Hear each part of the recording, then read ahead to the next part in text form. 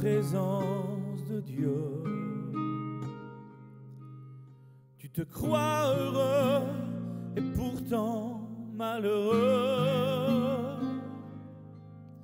Tu te satisfais de tes propres pensées.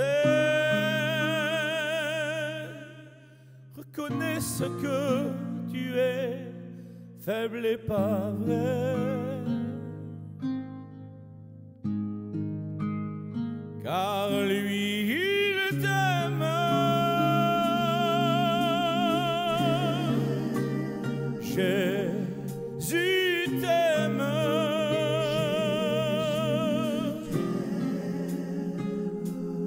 Il prendra soin de toi. Viens, viens et abandonne-toi.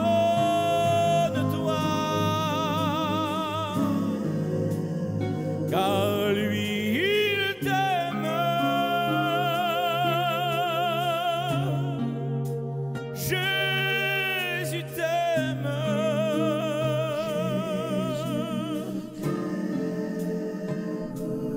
Il prendra soin de toi. Viens et approche-toi.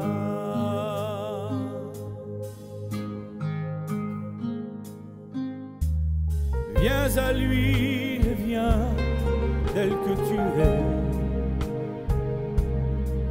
Il connaît les blessures que le monde t'a causées. Il a dans ses mains du vin pour panser tes plaies et de l'huile fraîche pour apaiser ton cœur. Car lui, il t'aime. Jésus t'aime.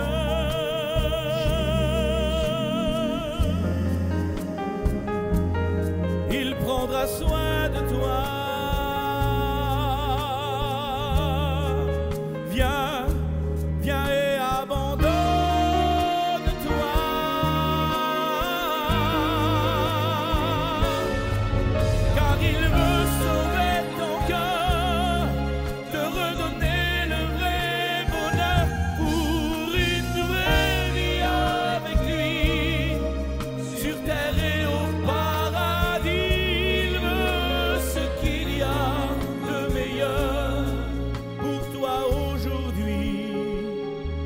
Donne-lui ton cœur.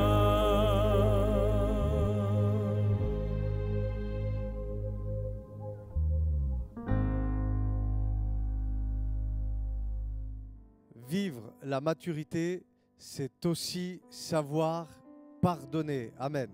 C'est le thème que nous allons approcher ensemble aujourd'hui et nous voulons croire que ces moments ont de la valeur. Vous savez pourquoi?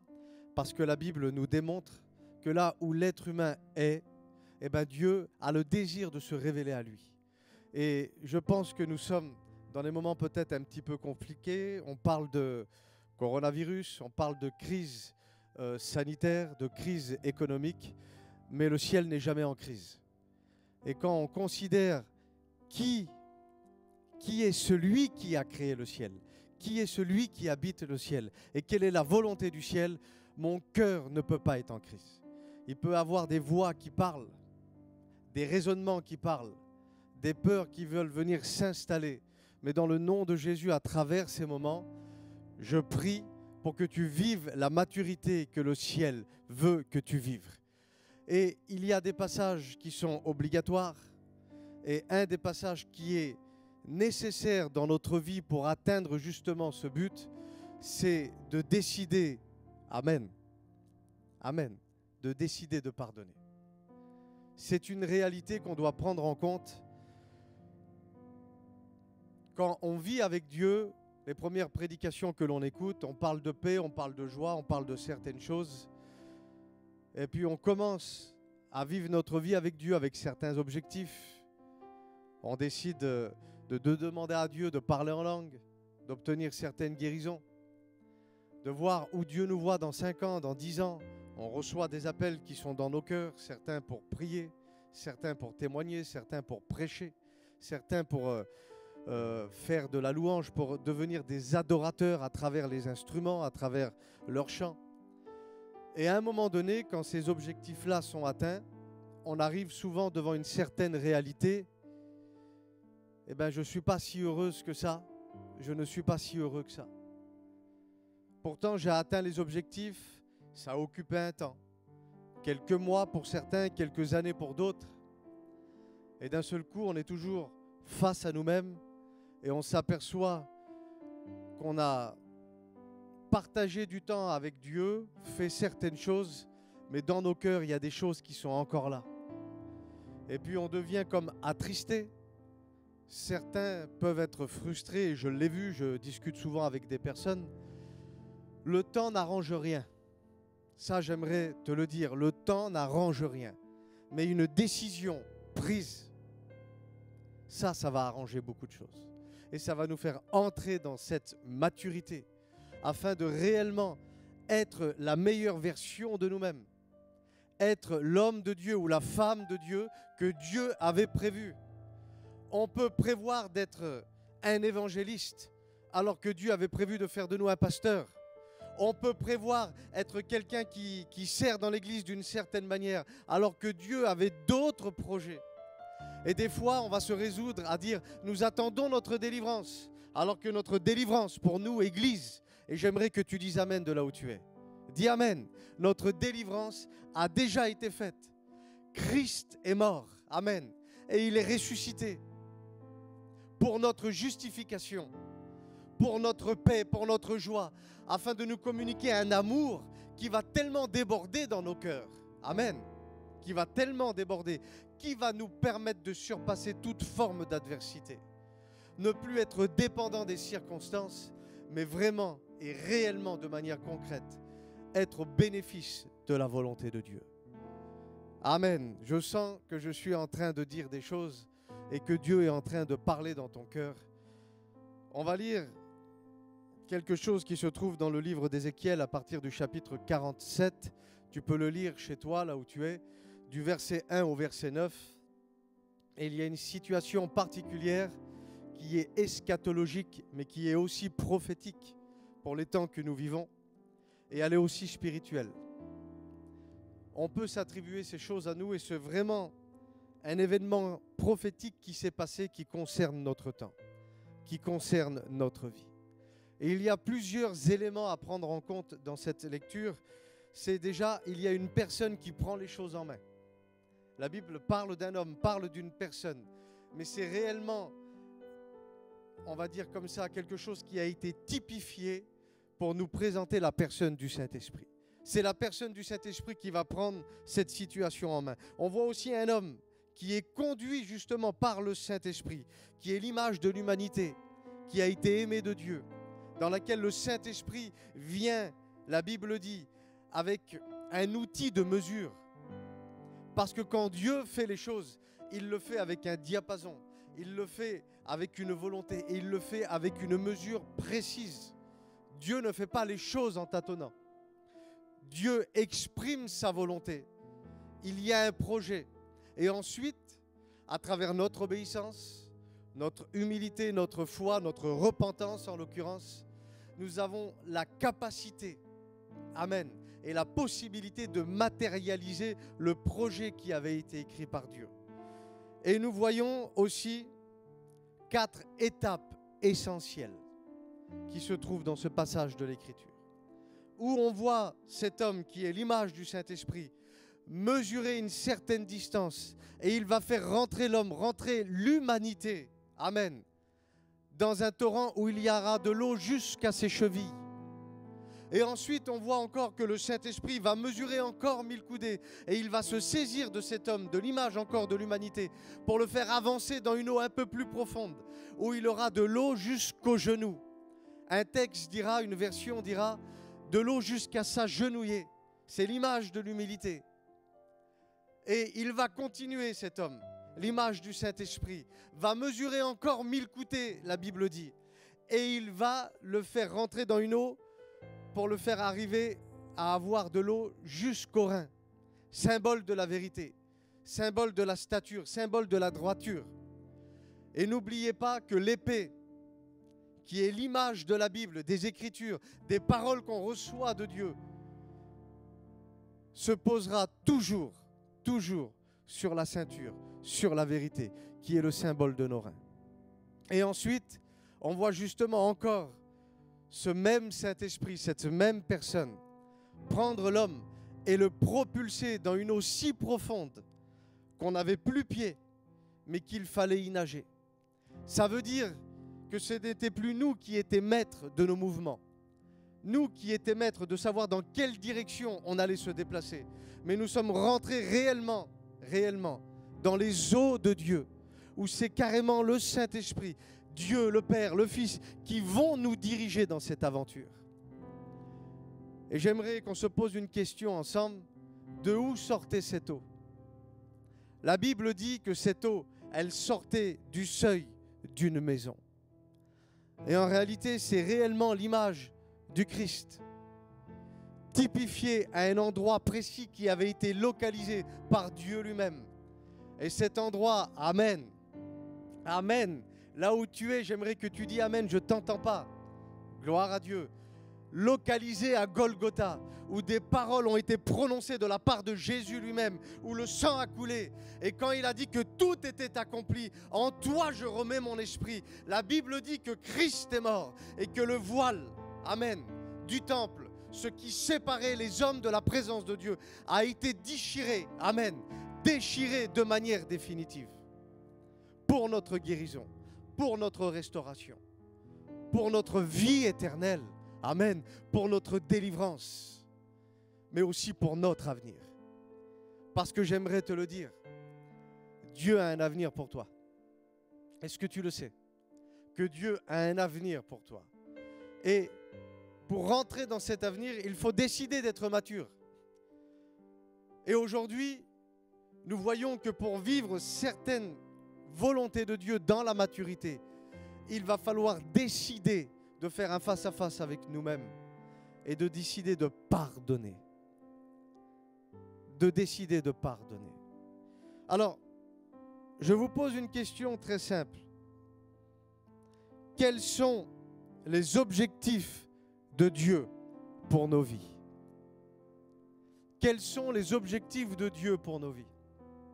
Il y en a plusieurs, mais nous allons en voir deux qui sont pour moi essentiels dans la vie de chaque croyant, dans la vie de chaque église, afin vraiment de devenir des personnes qui allons répondre aux besoins de l'humanité.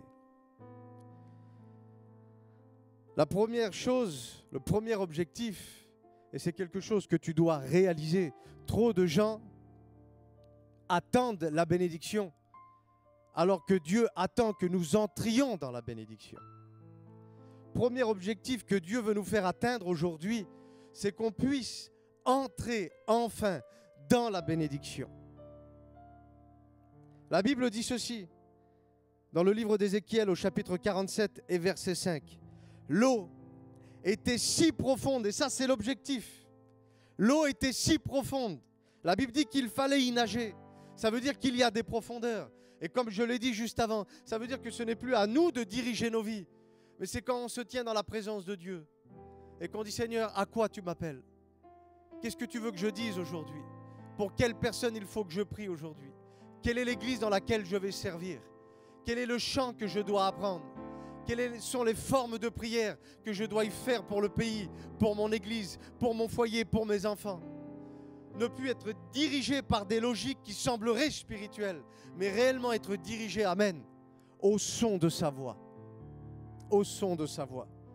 Il y a des profondeurs. Et pourquoi des profondeurs?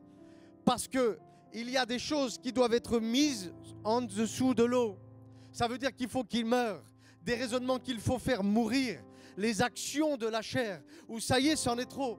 Je ne veux plus être dirigé par mes sens, par les choses que je vois, par les choses que je ressens, mais véritablement être dirigé, amen, amen, par sa parole qui est révélée dans mon cœur. La Bible dit aussi au verset 6 et au verset 7, Et ça, c'est encore l'image du Saint-Esprit qui va se saisir de cet homme. Et il me ramena au bord. Et je vis de chaque côté du torrent, sur chaque bord, beaucoup d'arbres. Et ça, c'est quelque chose que quand je l'ai lu, quand Dieu me l'a fait comprendre, qui m'a vraiment marqué. Parce qu'en réalité, il a vu des choses après son expérience qu'il ne voyait pas auparavant. Et ça, c'est important de considérer que souvent, on dit « j'aurais pas voulu être élevé dans cette famille-là. J'aurais pas voulu me convertir dans cette église. » Alors qu'en réalité, Dieu place des choses et Dieu sait ce qu'il fait. On ne peut pas dire à Dieu « tu t'es trompé. J'aurais jamais dû naître dans cette famille. J'aurais jamais dû naître dans cette époque. » Non. Si Dieu t'a fait naître dans cette famille, si Dieu t'a fait naître dans cette époque, si tu t'es converti dans telle ou dans telle église, c'est parce qu'il y a un plan de Dieu derrière tout ça. Et quand on avance en plein eau, quand on rentre dans sa présence, quand on fait mourir les actions de la chair et qu'on devient dépendant, amen, de sa voix et de sa volonté, les choses qu'on ne voyait pas avant, aujourd'hui on les voit avec une nouvelle perspective, avec une nouvelle vision. Ça veut dire en réalité que l'objectif de Dieu, quand on va entrer dans la bénédiction, il va faire mourir certaines choses en nous, mais notre vision, amen, elle va s'élargir. La Bible dit, tu oins d'huile ma tête et ma coupe déborde. La coupe, ce n'est pas le symbole d'un vase dans ce texte, dans le psaume 23. La coupe, c'est le contour des yeux pour une brebis.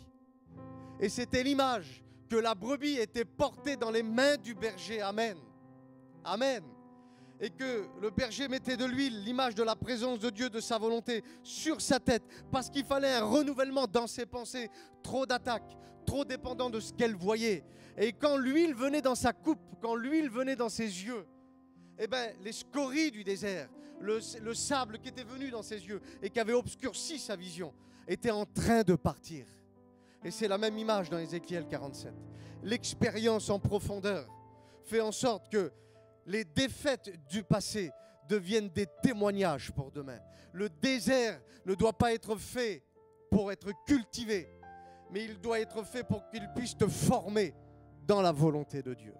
Pour que tu deviennes un homme et une femme, peut-être oui aussi, habitué à la douleur. Homme ou femme de souffrance, habitué à la douleur, afin de pouvoir comprendre ton prochain. Afin de pouvoir dire comme Jésus, je suis une solution pour ceux qui m'entourent. Trop de gens se positionnent comme étant des Bartimée devant un Jésus.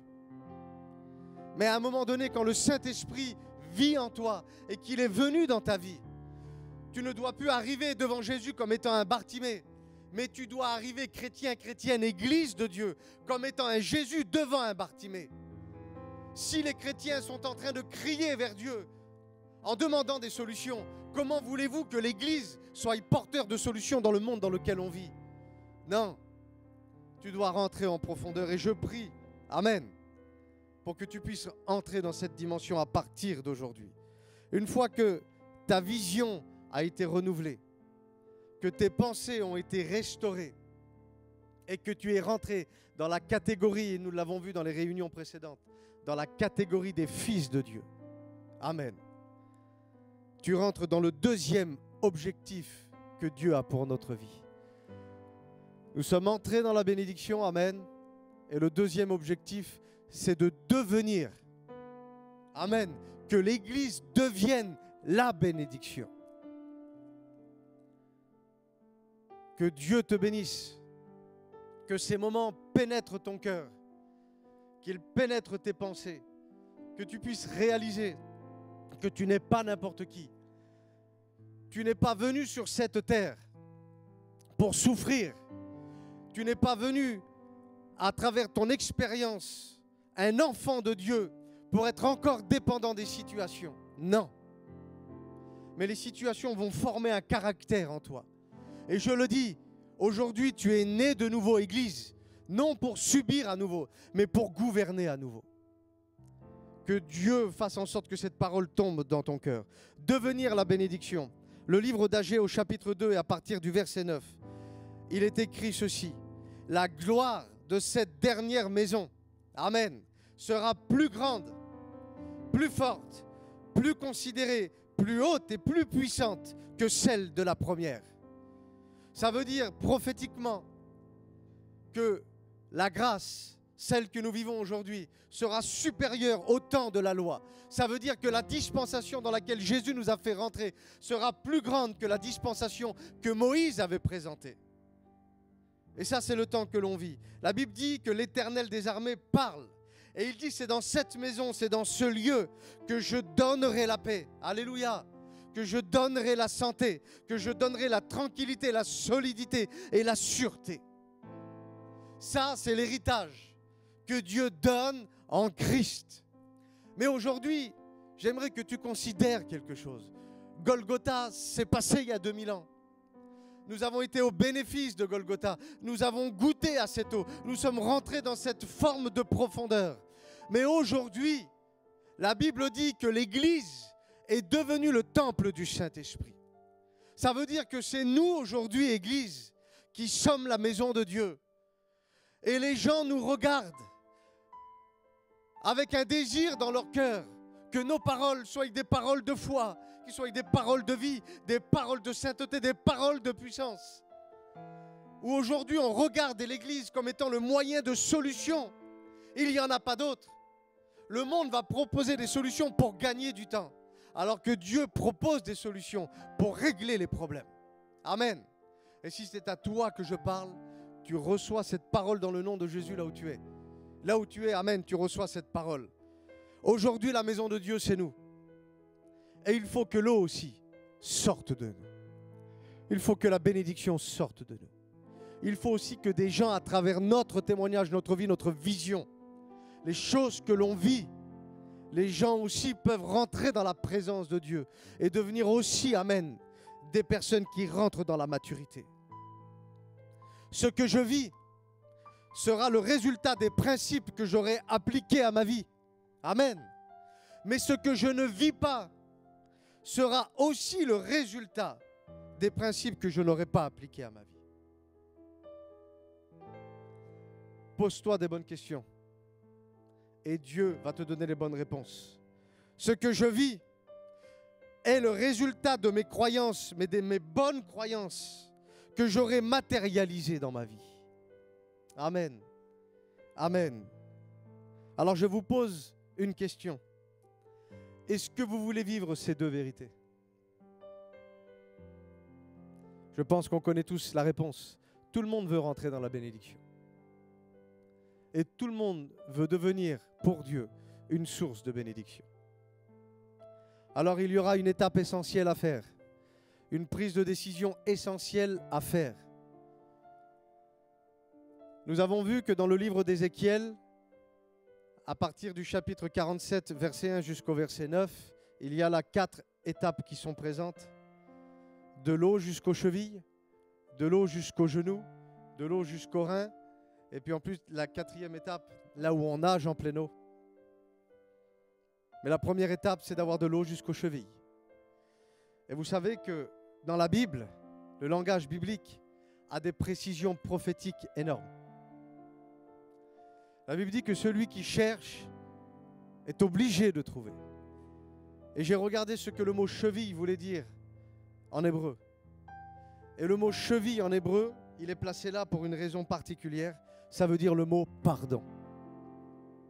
Le mot cheville en hébreu veut aussi dire le mot pardon. Ça veut dire quoi?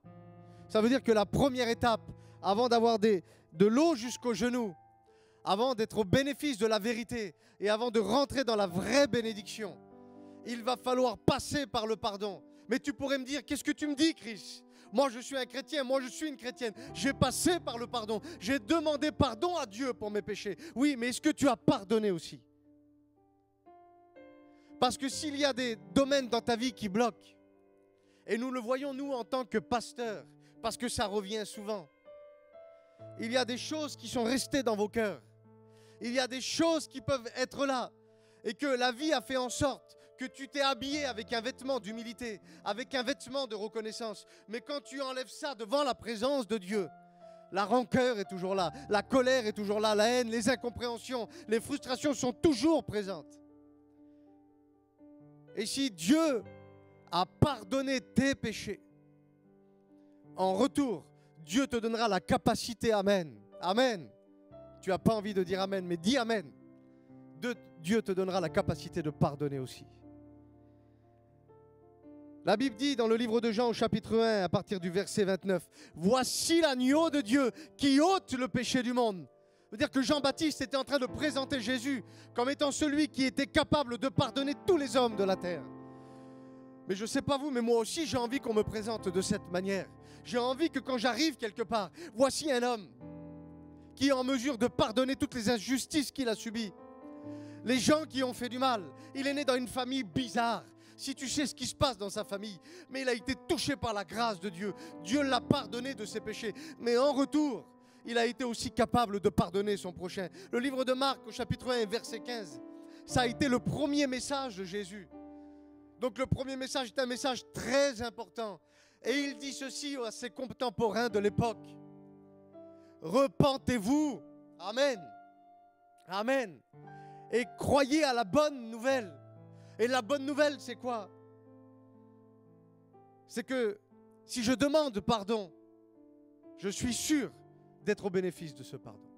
Si je demande pardon, je suis sûr qu'en face, on va me pardonner. Et c'est ça être un chrétien.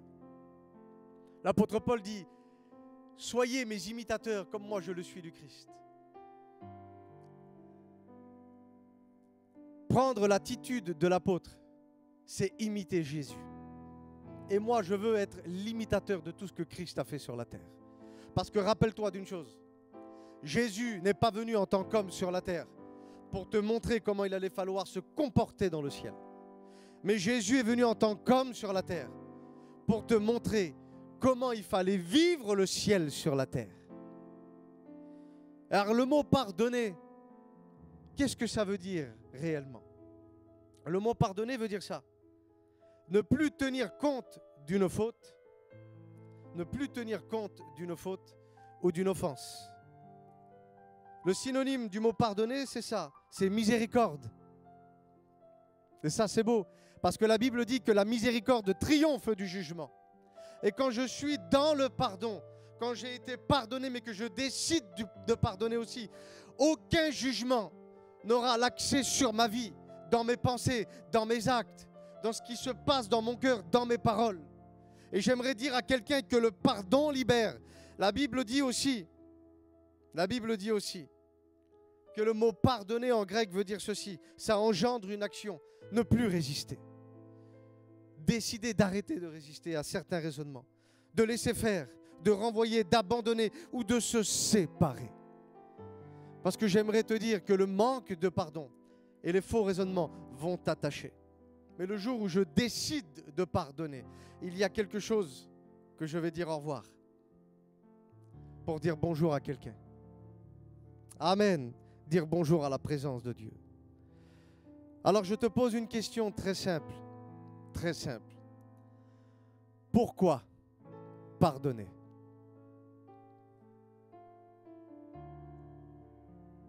Et la première réponse qui m'est venue à l'esprit, pourquoi pardonner? Parce que Jésus a pardonné. Pourquoi pardonner? Pour être libre. Parce que quand tu n'as pas envie de pardonner quelqu'un, ce n'est pas la personne que tu vises qui est attachée, c'est toi qui es attaché. Tu es attaché parce qu'il y a des endroits où tu ne veux plus aller. Il y a des discussions dans lesquelles tu ne veux plus rentrer. Il y a des coups de téléphone auxquels tu ne veux plus répondre. C'est toi qui n'es pas libre. Pourquoi pardonner? Pour arrêter de souffrir. Parce que souvent, quand tu as de la rancœur envers une personne, ce n'est pas la personne qui souffre, mais c'est toi qui souffres. C'est toi qui es attaché. Et quel modèle tu vas donner autour de toi? Est-ce que les gens vont dire, cette femme est une femme de Dieu? Ou alors est-ce qu'ils vont dire, pour être chrétienne comme elle? Il n'y a rien qui diffère entre elle et moi.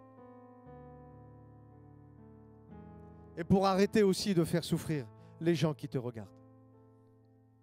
Pourquoi pardonner? Eh bien, tout simplement pour être pardonné.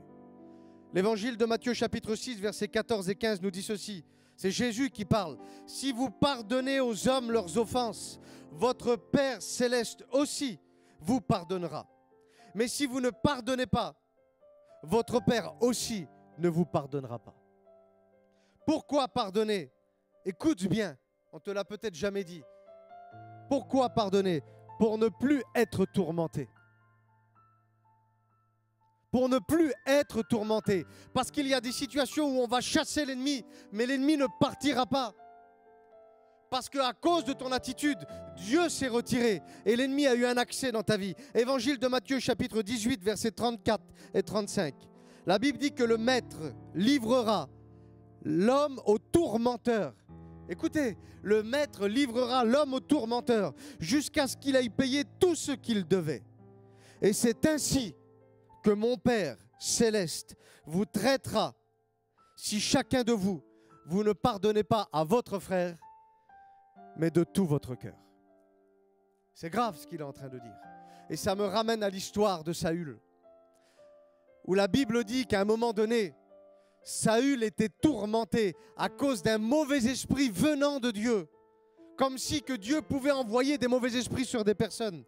Mais en réalité, quand il y a des désobéissances dans nos vies, la Bible nous fait comprendre que Dieu se retire. Et quand Dieu se retire dans certains domaines de notre vie, il y a un accès, il y a de la place pour que l'ennemi arrive. Mais c'est aussi une grâce que Dieu nous fait. Et vous pouvez le voir. À un moment donné, la Bible dit que David était obligé de jouer des mélodies. C'est pour ça que j'aime bien la mélodie pendant que je prêche. David était obligé de jouer certaines mélodies pour que l'esprit démoniaque qui agitait Saül soit apaisé. Afin qu'en réalité, Saül soit beaucoup plus reposé pour demander à Dieu quelles étaient les raisons pour lesquelles il était tourmenté. J'espère que tu ne vas pas faire comme Saül, mais que tu réalises que s'il y a des tourments dans ta vie, oui, en l'occurrence, le refus de pardonner est un accès direct, et je le redis, direct, aux puissances des ténèbres pour bloquer ta vie. Mais ton cas sera différent. Amen. Parce que tu vas prendre une bonne résolution à travers ces moments. Pourquoi pardonner? Parce que c'est sa volonté. Évangile de Luc, chapitre 24, verset 47, nous dit ceci. Le pardon des péchés sera prêché en son nom à toutes les nations. Il faut dire au monde entier que Jésus pardonne et que l'Église est l'image de Jésus. L'Église aussi doit pardonner. Pourquoi pardonner? Alors je te pose une question. Est-ce que toi, Église, tu as mérité le pardon de Dieu? Tu n'as pas mérité son pardon. Donc je ne vois pas pourquoi quelqu'un, même qu'il t'a fait du mal, devrait mériter ton pardon. Éphésiens chapitre 4, verset 32. Pardonnez-vous réciproquement comme Dieu vous a pardonné en Christ. Et quand on regarde qu'est-ce que les hommes ont fait, qu'est-ce que le système politique et le système religieux ont fait subir à Jésus, la première parole que Jésus dit, c'est pardonne-leur. Pardonne-leur. Il n'a pas dit autre chose, il a dit la vérité, mais dans une attitude de pardon, dans une attitude de reconnaissance, dans une attitude où l'amour était tellement forte dans son cœur qu'il n'y a rien d'autre que quand on oppresse Jésus qui peut sortir, si ce n'est de dire à Dieu, moi je veux faire ta volonté. Père, pardonne-leur. Ça, c'est être un chrétien. Ça, c'est être une église victorieuse. La Bible dit dans le livre des Colossiens au chapitre 3 et verset 13, supportez. Ça ne veut pas dire que ça sera toujours facile, mais supportez-vous les uns les autres. Et si l'un a sujet de se plaindre de l'autre, ah, ça y est, on y arrive. C'est lui qui m'a fait du mal en premier, donc c'est à lui de me demander pardon. Non, Dieu ne répond pas à travers ce texte. Si l'un a sujet de se plaindre de l'autre, eh bien, pardonnez-vous quand même. Pardonnez-vous réciproquement. Ne cherchez pas pourquoi, du comment. Pardonnez-vous, un point, c'est tout. En fait, il est en train de nous faire passer un message. Vous n'avez pas à lutter contre la chair et le sang. Vous n'avez pas à lutter contre les hommes. Vous avez à lutter contre tous les mauvais esprits et les dominations qui se cachent derrière et qui vont influencer les hommes pour vous faire du mal. Il faut traiter le problème à la base. Et si tu veux rentrer dans cette maturité aujourd'hui et être au bénéfice, amen, de la volonté de Dieu et de la puissance de Dieu, il faut que tu acceptes aujourd'hui de pardonner les gens. Mais j'aimerais te dire que le pardon libère même des faux raisonnements, même des fausses croyances, même des mauvaises éducations que tu as reçues, les endroits où tu n'avais pas voulu aller, mais où la vie t'a conduite. Mais à partir d'aujourd'hui, si tu sais pardonner, ce n'est plus la vie qui va te conduire, mais c'est toi qui vas conduire les choses qu'il y a dans ta vie. Amen. Alors je ne dis pas que ça va être nécessairement facile. Ce n'est pas toujours facile de pardonner. La preuve, Jésus dit aux apôtres, je vous donne la capacité de ressusciter les morts. Ils y vont. Je vous donne la capacité de purifier des lépreux. Je vous pose une question. Est-ce que vous serez capable de toucher quelqu'un qui a le corona aujourd'hui? Eh bien, eux, ils allaient toucher des lépreux. Ils n'avaient pas peur, ils avaient la foi. Vous pouvez arriver devant n'importe quel mauvais esprit. Je vous donne puissance et autorité. Et vous avez la capacité de les chasser loin de vous. Ils y ont été. Vous allez guérir les malades. Ils l'ont fait. Ils ont fait lever des estropiés. Et d'un seul coup, Jésus est en train de donner un enseignement sur le pardon. Et à la fin de cet enseignement, la Bible dit que les disciples qui étaient présents vont regarder Jésus et ils vont dire, s'il te plaît, augmente notre foi. Comment? Tu ne demandes pas qu'on t'augmente la foi pour ressusciter un mort ou pour toucher un lépreux, mais pour pardonner. Tu as besoin que ta foi augmente, oui, parce que c'est difficile de pardonner. Mais j'ai une bonne nouvelle pour toi. Ce qui est difficile n'est pas impossible. Et quand l'impossibilité arrive quelque part, c'est le domaine où Dieu intervient personnellement. Parce que ce qui est impossible aux hommes, amen, c'est possible avec Dieu. Alléluia, c'est possible avec Dieu. Et quand ils ont demandé à Jésus d'augmenter leur foi, voici la réponse de Jésus. Il dit, avec la mesure de foi que vous avez, écoutez bien, avec la mesure de foi que vous avez la capacité de parler au sycomore, donc de parler à cet arbre pour le déraciner et lui ordonner d'aller se planter dans la mer. C'est terrible ce qu'il est en train de dire. En fait, il ne demande pas à un élément qui était lourd de se déplacer. Il demande à un élément qui est enraciné dans un endroit de se déraciner pour aller se planter ailleurs.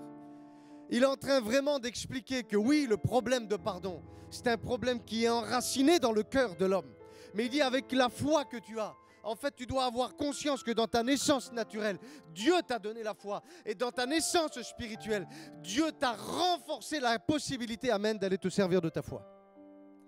Pour pouvoir parler, amen, à ce sycomore qui avait pris racine dans le cœur. Pour lui dire maintenant, dans le nom de Jésus, tu n'as plus rien à faire dans mon cœur. Colère, tu pars.